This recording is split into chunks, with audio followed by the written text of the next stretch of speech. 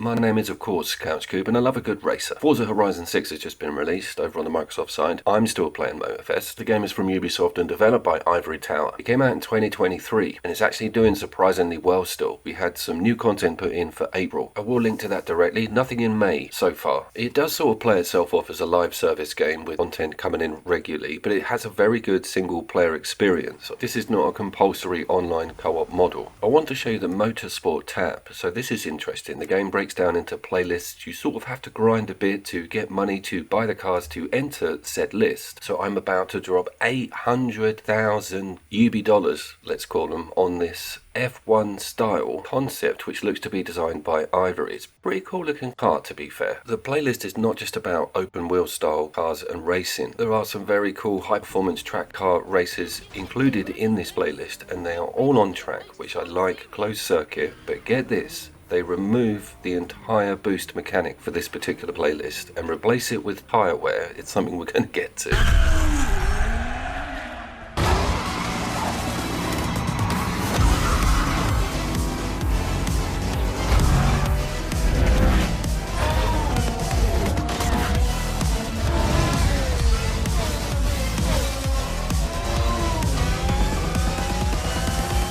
Just before we get fully invested into this, I do want to remind you my name is Couchcube and I specialise in local co-op video games. Is this style of F1 racing available in split screen? Hell yes! Formula 1 2024 actually comes with an awesome campaign co-op setup where you can both be on the same team, both be fighting for that top three and then smash each other off on the last lap and ruin it for everyone.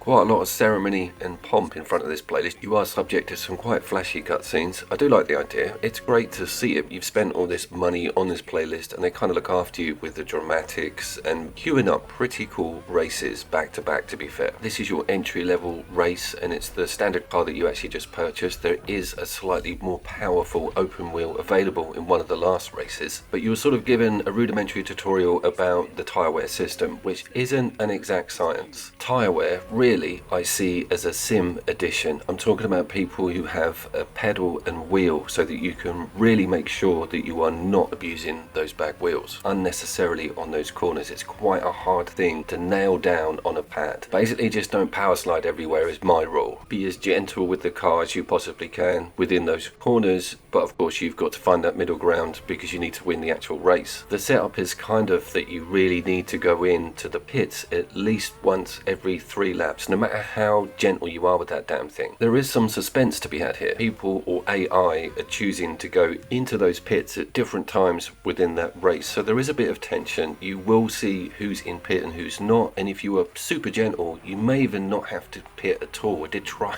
that but it just ends in tears. You've got like a half an inch of tyre wear left on that meter. One touch of the accelerator sends the car into a spin. Didn't stop me limping around the lap anyway. I have an unhealthy interest with the replays in this game. I'm getting a little bit fatigued with that action mode, but check out the reflection in the rear tyre here. The hub of the rear tyre. Tyres aren't reflective, Coop.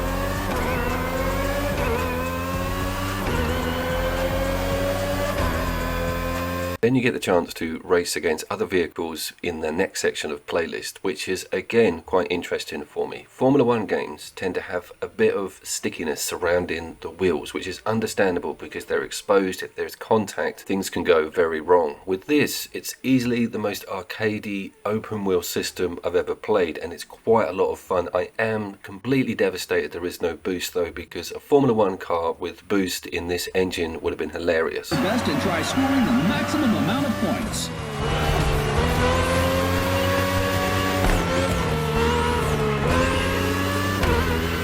Careful in that curve. You do have your boss guy, race team leader chap in the earpiece giving you nuggets of pure power wisdom. I tell you, that speech pattern does not get annoying and really shallow after 16 minutes. Sarcasm detected.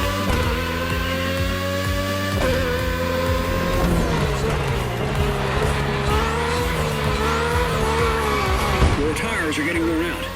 Yeah, no shit, bro. I've got what I can only describe as a barbecue coming out the back of my car, and I can see the meter, can't I? Is he assuming I can't see the meter that's dead centre at the top of the screen? Just leave him, Coop. He's just trying to help you, okay? He's on your side, for God's sakes. How do those replays fare up when there's more than one car on screen? They actually cope quite well. It does look a lot better. I like the sounds and noises. You can move that camera around to have it trackside. You can also get right behind it and do all kind of slow-mo and pauses. Something I'm going to get into a bit more because I'm going to cover the motorcycles in this game. Is there a local split screen motorcycle game that we can play straight away, Coop? Yes!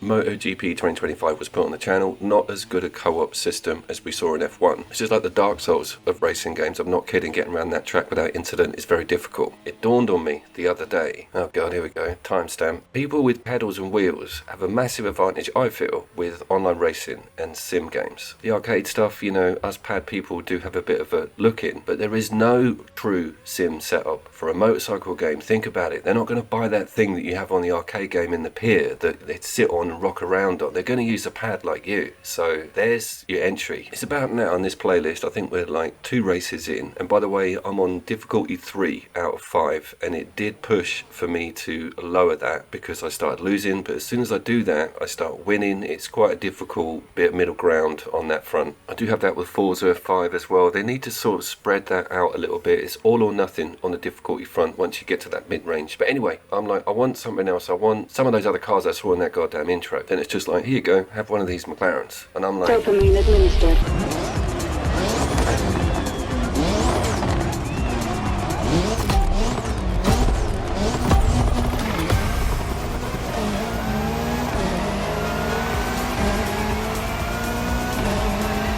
so here's another change with that Motorsport playlist. You do still have the opportunity to rewind, okay? You can still make a mistake, pull that timer back and try it again. But get this, the tyre wear does not go back down. That is a permanent system. So if you start rewinding loads, you're going to realise that you're not going to make it round the next corner because your tyres are bolder than me. I found that one out the hard way. That also, in turn, pushes you to start taking things super seriously because you don't want to screw that corner up. You don't really have the ability to do the rewind, particularly if you are due a pit stop.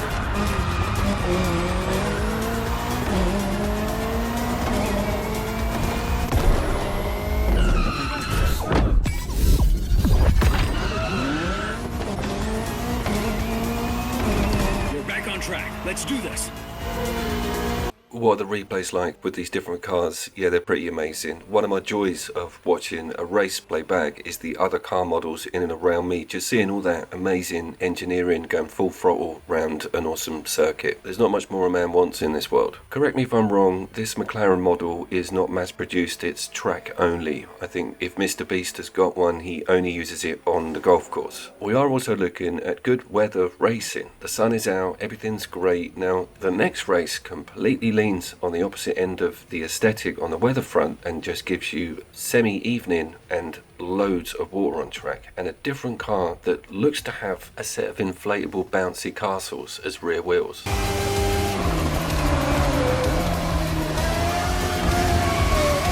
Second lap. That rain is going to cut your visibility. Follow your instincts.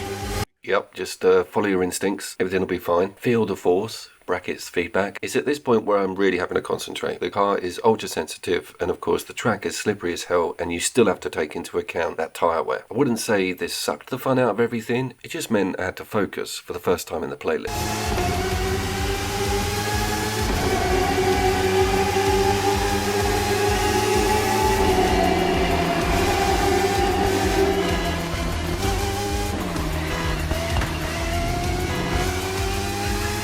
This game does not look terrible still. Remember 2023 and all this footage, I should have mentioned this at the start, is in its quality modes. We're probably looking at 30 frames per second, but we have some great resolution. The performance mode in the game is not amazing, and I think PlayStation 5 Pro owners probably have a better time with it. By the way, this is all base level PlayStation 5. Just let me repeat that before you ask me in the comments. This is base level PlayStation 5 gameplay footage.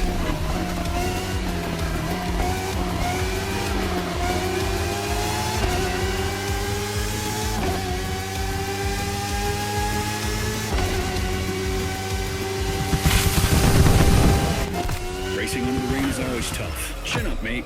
Coop, we're at 10 minutes. Where is that car you showed us at the start? What is all this stuff? Just showing you another non-open wheel category for the playlist. Again, very cool that it keeps it varied and mixes it up. I think there's 5 races. There's got to be more than that. It's probably about 7 in the whole playlist itself. So afterwards you're like, I have had a pretty damn good experience considering it cost me the best part of 1 million credits. Right, let's get to that actual Red Bull car.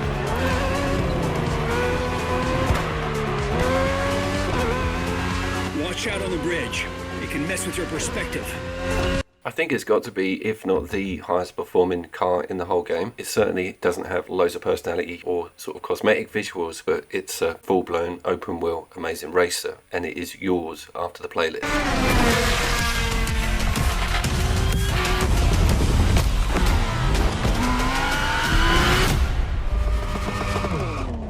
Dopamine administered. So I get the chance to muck around with this now in the open world map, which is quite a lot of fun. Please hang around for when I cover the motorcycles, so you know I've got a bit of a passion for that. Hang on a second. What's that? Yeah, hold on. Crimson Desert there. I've got to get back in. I will see you down there.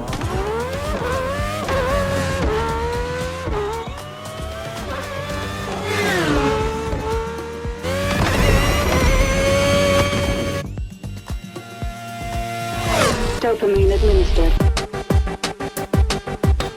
What was that? What was that? Who was that?